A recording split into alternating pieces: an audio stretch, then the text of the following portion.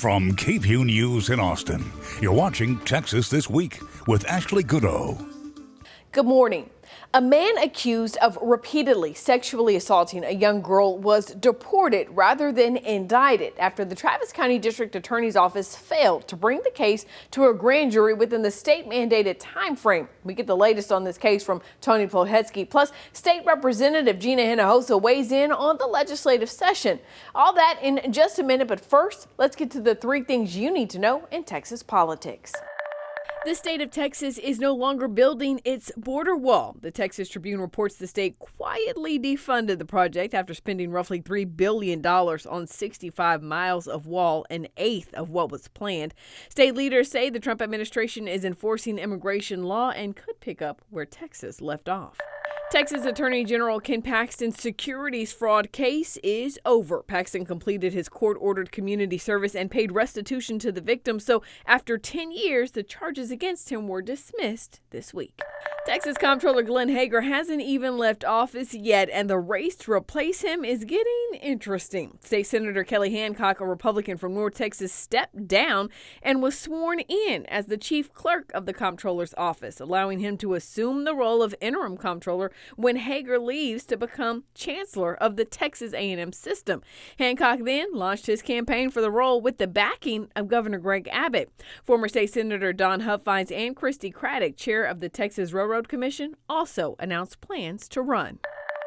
The Travis County District Attorney's Office has failed to indict suspects within the state-mandated 90-day window, and now the KVUE Defenders have learned some suspects were deported rather than having a day in court. KVUE senior reporter Tony Plohetski has been following this for months. He joined me to talk about the latest discovery. I read this article that you wrote, and it sort of knocked the wind out of me. Tony, talk to us about how this has really evolved from, one murder suspect being released to what you've now learned. So we've been examining this 90-day issue for most of this year. And this new dimension that we found actually really strikes at the heart of some of the issues that are at the forefront of our political discussion right now. We identified multiple cases in which Travis County prosecutors failed to bring an indictment within that state-mandated 90-day period.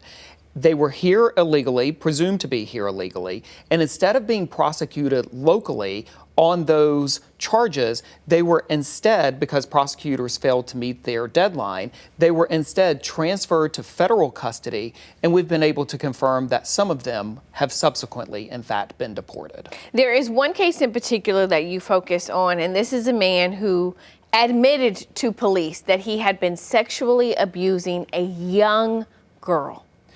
That's right. There's a man named Mario Mata who apparently was here illegally. He has since been deported. But Ashley, to your point, he gave what the investigator, I spoke to the detective who interviewed him, described as a very detailed confession. There were also tests, a sexual assault examination of this young victim, a 7-year-old girl. She also, according to court records, consistently gave a statement to an specially trained interviewer about the abuse that she had suffered. And what we were able to find in this case, Ashley, is that prosecutors, according to a judge, did not bring an indictment within 90 days. So at the end of that 90 days, his attorney sought his release. He went from Travis County custody to federal custody, and then earlier this year was in fact deported, which advocates, Ashley, say is an absolute denial of justice to this young victim and her family.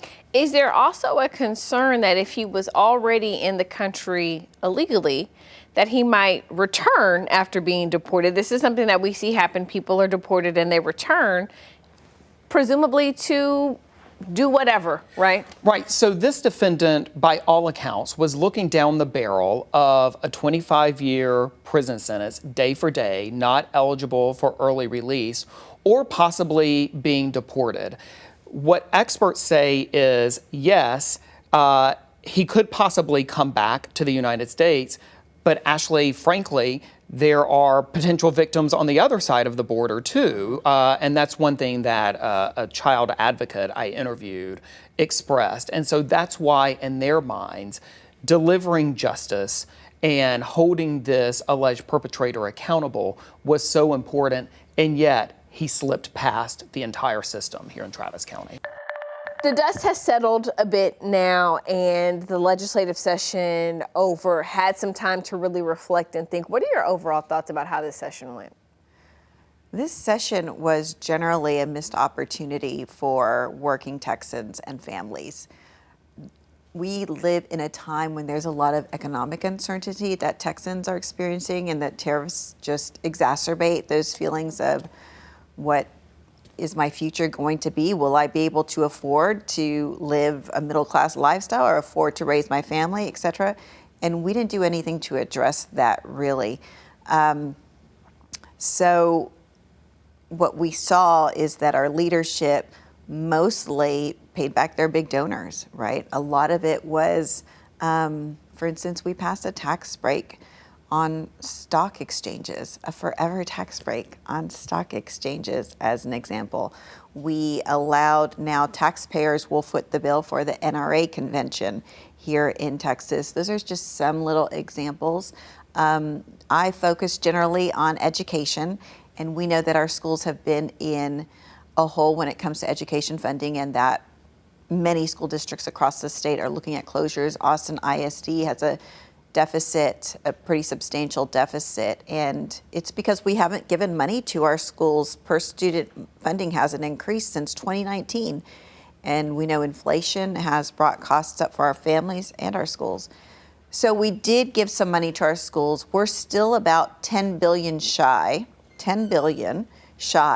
of what we needed just to reach 2019 spending power because of inflation. So while our schools are getting some relief, it's not nearly enough to achieve really full funding for our public schools. You know, it's so hard. I think public school funding is one of those really, really hard things to balance for lawmakers, because there are so many things pulling at the purse strings. There's only so much money to go around, right? And you just added on even a larger property tax exemption. So that's even less money coming in to help. You know, where do you see Texas? Where could Texas be getting some more money or spending some more dollars on education? You know, one of the things that we uncovered, well, actually, we didn't uncover it. There was another news outlet that uncovered it, but we're giving tax breaks to entities that should not be getting tax breaks. For instance, there's a charity tax break given to a political outfit, Texas Public Policy, TPPF Foundation. Right?